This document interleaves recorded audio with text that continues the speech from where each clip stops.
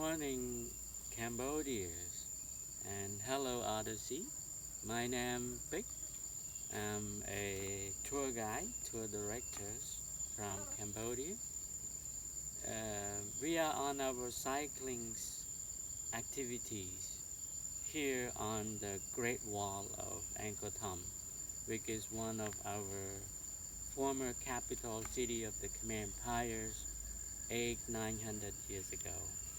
Cycling is one of my favorite activities, and so far during this pandemic situation, we can do it more.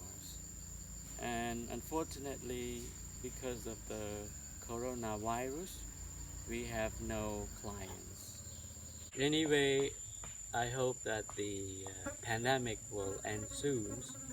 Then the situation will be back to normal, and we'll have again tourists. Stay safe and be healthy. Bye.